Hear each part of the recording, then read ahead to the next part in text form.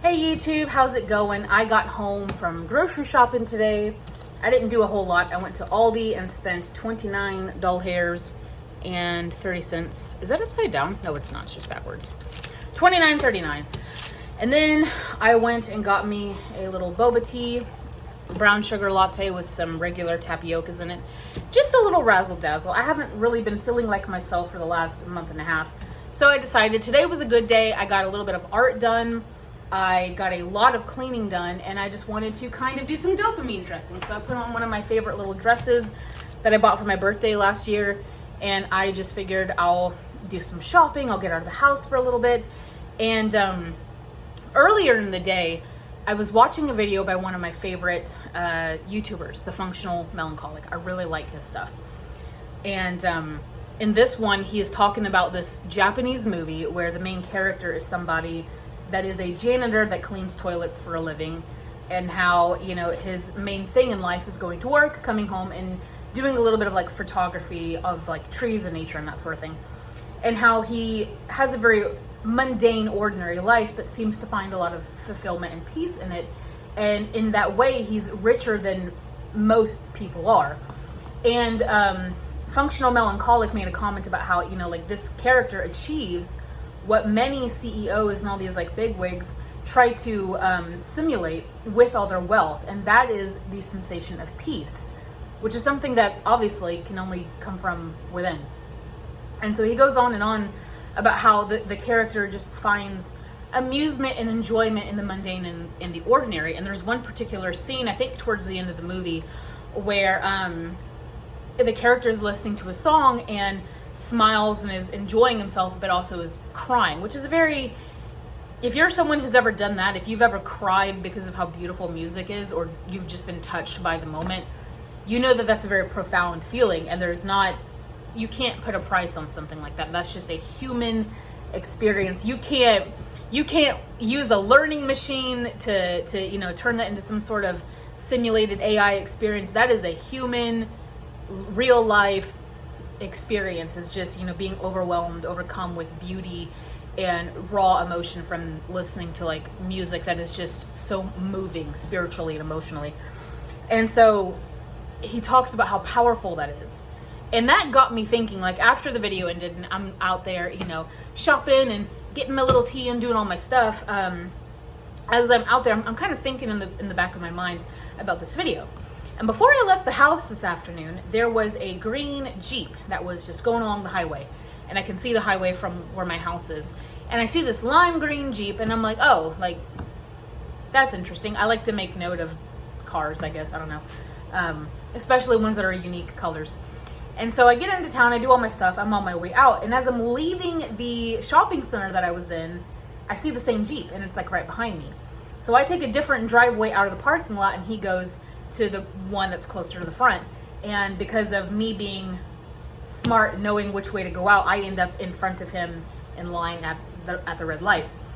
And we both get into a turning lane, but there's an accident, so we both have to get into the other lane. And I again remain in front of him. And I'm just kind of amused by this whole thing about the fact that me and this Jeep are just following each other. We get a little bit down the road and they turn off. And I'm like, oh, like that sucks. And then I felt like I was in like a Mr. Bean episode. You know how like his car always runs into like the blue car? That was me in this Jeep. The Jeep was the blue car. And so I get down to like another light and they show up like perpendicular to where I'm at. And I'm just kind of giggling. And I'm like, I guess, you know, they were coming from their house and they live on the outskirts of town like I do. Small town things. And they're on the way home, you know. And so I get all the way to my house. I'm still in front of them. And I sat there in the car with my little tea, getting ready to film my little, because I wanted to film him passing by because I knew he was going to come home. And I was so tickled by that. But then I got sidetracked, because that's what happens when you have ADHD. It's wonderful.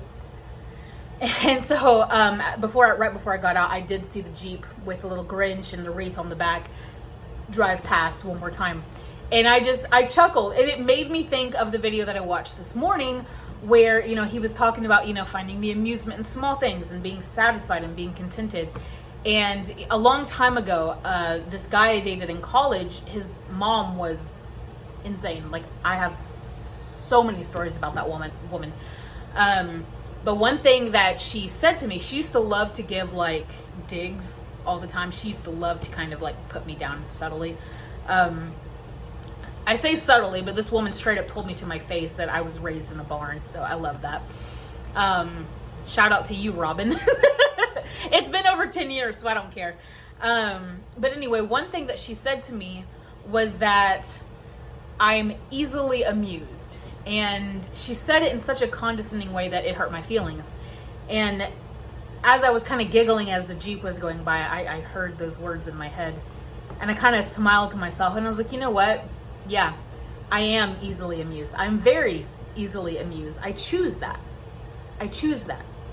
And I say that because, in my opinion, happiness isn't something that one just walks into. They call it the pursuit of happiness, not because it's out of reach, but because it is something that, you know, just like anything that is worthwhile, it takes effort to get there. And I think that practicing small amounts of gratitude and joy and whimsy and silliness, I think practicing happiness lends you to being more likely to ending up in a place where you are spiritually and emotionally very fulfilled, content, and happy.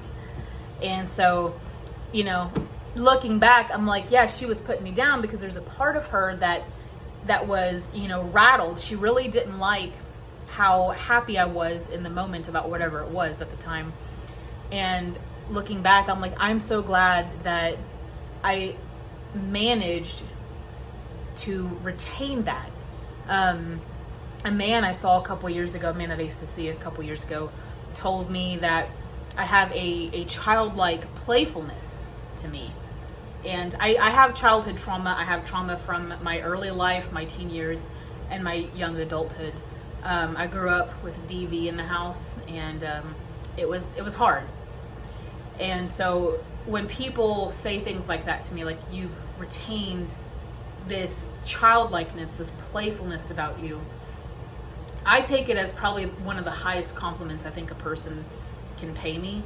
And I think that energy is part of my survival. I think part of how I've managed to overcome all of the trauma, and also how I've been able to come out of this recent depression that I've been in for the last month and a half, is by leaning into whimsy, by leaning into humor, silliness, all the nonsensical fun things. Like, if I'm sad, I'll go find George Carlin to watch, Ron White, those are some of my favorites, Cat Williams, all of it.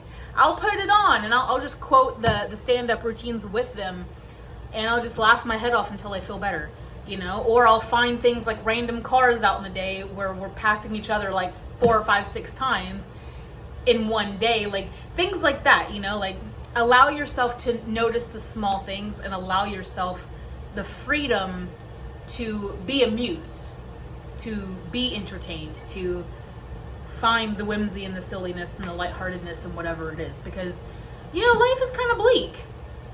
It is. I'm not gonna hold your hand on that. Life is kind of bleak, you know? And part of how you get through it, I think, they say put your best foot forward, but I mean, if you don't know what that looks like, you don't know how to do that.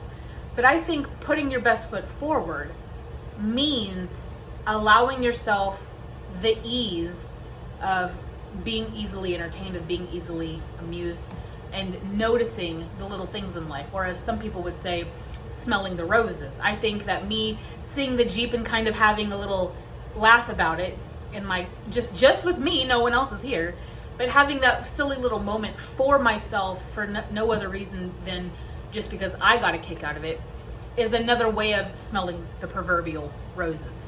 So that's my message to you. If you're going through it, don't worry. We all are. This year and the last couple of years have been very hard for a lot of people, I think. But you know, you are stronger than whatever is coming at you, and you can survive everything emotionally and financially and whatever it might be that is coming at you. You can get through it. If I can get through it, you can get through it. And we are all stronger and better together. So allow yourself whimsy and silliness. Allow yourself to laugh at this silly stuff. And I hope you have a great day or night, whatever time of day it is. And I'll talk to you later. I'm going to drink my boba tea now. So, all right. Okay. That is so friggin' bright. Ah! All right. Bye.